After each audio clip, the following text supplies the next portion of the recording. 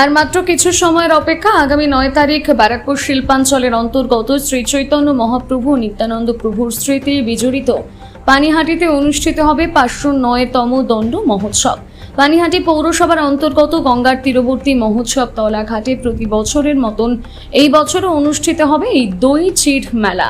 এই মেলায় সারা রাজ্য থেকে লাখ লাখ ভক্তের সমাগম হয়ে থাকে, তাই সেজে উঠেছে পানিহাটি। ইতিমধ্যে ব্যারাকপুর পুলিশ কমিশনারেটের পুলিশ কমিশনার অজয় ঠাকুর নিজে এলাকার পরিস্থিতির ব্যবস্থাপনা খতিয়ে দেখে গেছেন।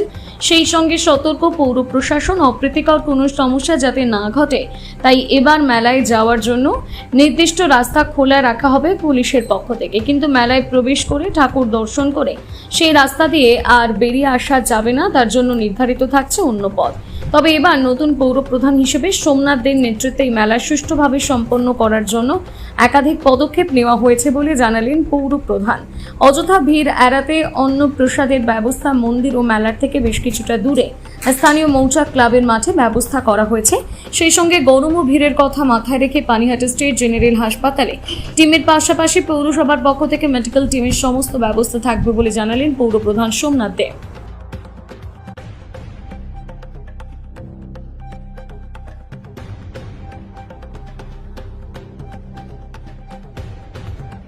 তো আমাদের কাছে হিন্দু ধর্মাবলম্বী মানুষের কাছে তো এটা আবেগ হবেই, তার জন্যই তো প্রচুর মানুষের সমাগম হয় এই জায়গাটা। মানুষ ভোরবেলা থেকে আগের দিন থেকে এসে লোক লাইন দিয়ে দাঁড়িয়ে থাকে, স্নান করে প্রভুকে পুজো দেয়, রাঘব ভবনে যায়, পাটবাড়ি, রঘুনাথ পণ্ডিত গোস্বামীর বাড়ি, তারপরে দর্শন করে তারা বেরায়। অতএব এটা তো আমাদের কাছে আবেগ।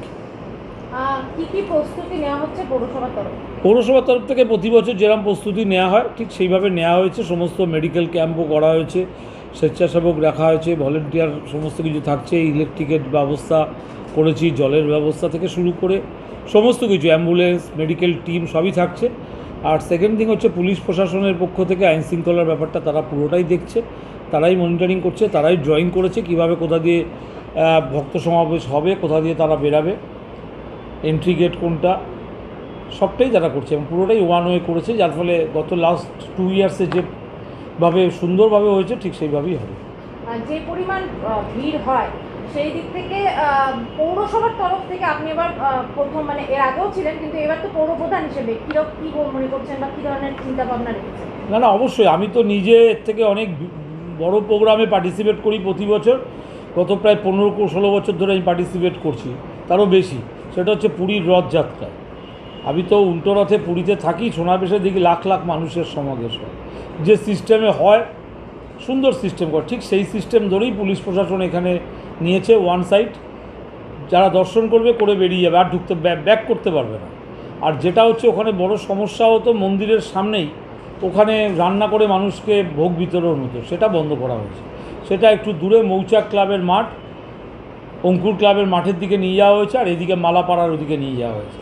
যারা ভোগ প্রসাদ নেবে তারা ওইখান থেকে নিতে হবে। মন্দিরের সামনেটা ফাঁকা, যাতে স্নান করে ভক্তগণ দর্শন করতে পারে, প্রভুর পুজো দিয়ে তারা ধীরগতিতে এগিয়ে যেতে পারে রাঘব ভবনের দিকে। অতএব আমরা সমস্ত রকম পুলিশ প্রশাসনের সহযোগিতা করে সুন্দরভাবে প্রোগ্রামটাকে অর্গানাইজ করছি এবং সুন্দর হবে এই আশা রাখি।